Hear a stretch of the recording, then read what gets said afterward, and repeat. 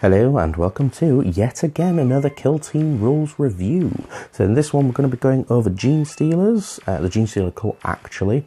Let me know what you think in the comments down below. But before we begin, please hit the subscribe button and smash the bell button in, and we will see more videos exactly, very similarly to this one, so not exactly the same. So we'll go straight to the Genestealer cult, wherever they are hiding, somewhere down below I believe. Come along, just behind the Tyranids, rather obviously. So again, Fluff, we won't go into it too much, I'll just zoom in so you can have a little read. If you want, you can pause your viewer and do it that way. Lords of the cult, cool. We're going to skip to the next bit. Let's have a little look. Background cell. Tunnel skulkers. The cultists are close combat specialists who use demolition charges and mining tools to clear the subterranean zones. Killers in the fold. This kill team consists of gene-bonded kin who have long maintained their cover in the midst of unanointed and now rise up on their comrades. Oh, okay, so hiding. Eyes of the Patriot. These warriors are forward recon specialists who act as scouts for the cult, so that'd be kind of cool. The Snatcher Cell.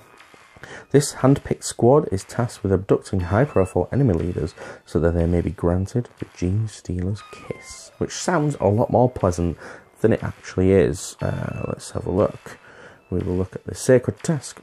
Open their eyes. The kill team must drag the unanointed before the court of the Patriarch so that they may witness the true glory of their star saviours.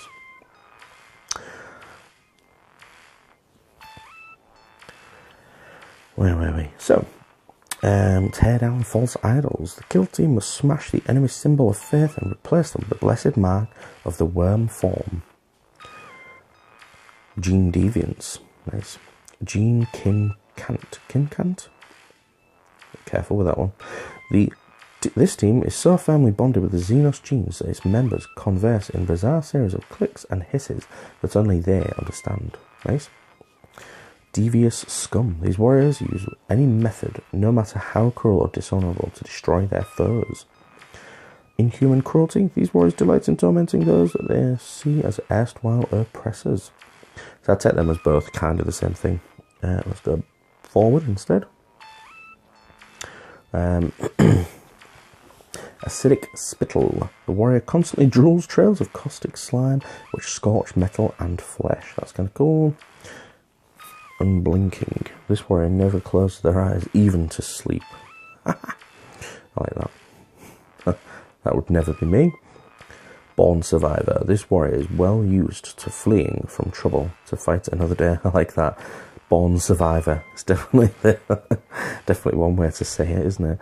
So these look a lot more like just actual names. Again, not really a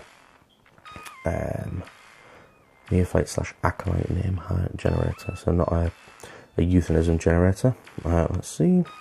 Kol Kovalo, Narek Stenvar, Baskstan, Nasa Sama. So again, none of these are noticeable to me. If you're from listening and watching from another country and they sound or seem like names that you might close to recognise, let me know, and I'd be interested to find out where they've got the inspiration from. Kreska Arnalt, Holland Laskar. Anyway, so these names are a bit nonsensical to me. That's what I'll just call it. Tactics. Here we go. So let's have a little looky poos. Industrial brutality. Use this tactic after making attacks with a model armed with a heavy rock drill or rock saw. Or rock cutter. On a d6, on a 4+, a model may immediately fight again. So it's kind of good. But then we've just noticed that the Grey Knights have got something where they use 2 command points and they definitely fight again. So I'm not sure on that one. Inhuman reflexes, kill team. Falling test. Doesn't suffer falling damage and won't fall on another model. It would instead place this model as close as possible to the point where it would have landed, and it can bring it within 1 inch of an enemy. That makes sense. Unnatural senses, that one we've already seen, but you can read that of your own omission. Omission's not the word. Frenzied hammering. Again, this one was in the community site. So again, D3 until the end. Subtracts 1 from the hit. Genestealer cult's tactic. Density analysis lenses. Good gosh. In a shooting phase, you can add 1 to hit rolls. That's good. That are obscured. So basically, you negate what they do. Strength of faith.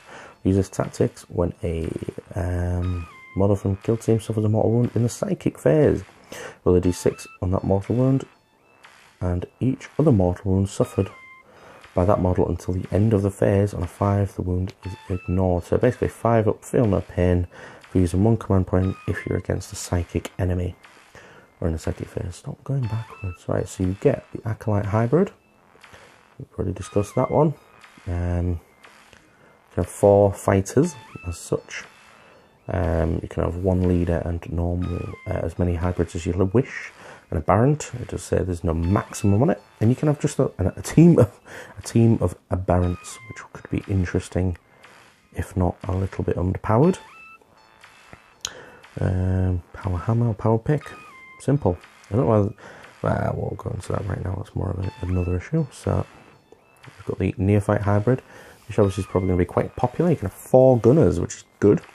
1 leader, obviously, and a maximum of no maximums on the hybrids. Again, this is their stat line's not the word, data sheet. A metamorph, you can have as many of them as you like, and 1 leader. So you can basically, with every single one of these, unless I'm mistaken, you can have a full team of them, which is good. So one thing I thought was weird is I thought there'd be some, like an actual Genestealer on here, pure strain. I don't understand why there isn't, unless I'm being a moron. Obviously these are all stats. They've got a lot of weapons. I assume that's mainly down to the fact that they can have a lot of Imperial Guard or strong term kind of things. Let's have a look. Yep. That's the stats. And these are the points, and a Baron is 15 points, so what, my math is terrible. Probably get 6 from 6 for your money, for a full team possibly. The Neophyte Hybrids are a higher point than the Guard counterpart. I might be wrong. Wait a minute. 5 points? Yeah, because they're 4 points, or 5 points for a leader or a gunner. So, yeah, they're alright, they're pretty good. I'm just going to have a quick look, because I may have missed it, on the Neophyte Hybrids rules. They've got Cult Ambition, there we go. So after deployment, but before the first battle run, on 5+, this model can move immediately 6 inches. That's kind of good, because you're already on a small board. There's no point in doing the deep striking kind of rule, I don't think. Everything can do Cult Ambush. So that's what you're paying for the extra point, which I would argue is pretty good. And then again, that's it, because that's going on to squad colours and such. We'll go back off this now, and we will, yeah, I think we'll end it there. These videos seem to be getting a lot shorter. I'm just going through these so you can have a look at them. Maybe if you want to take a pause, your viewer, good God, well, from like 1950s. Yeah, that's it really, guys. Subscribe if you haven't already, and comment down below. Thank you.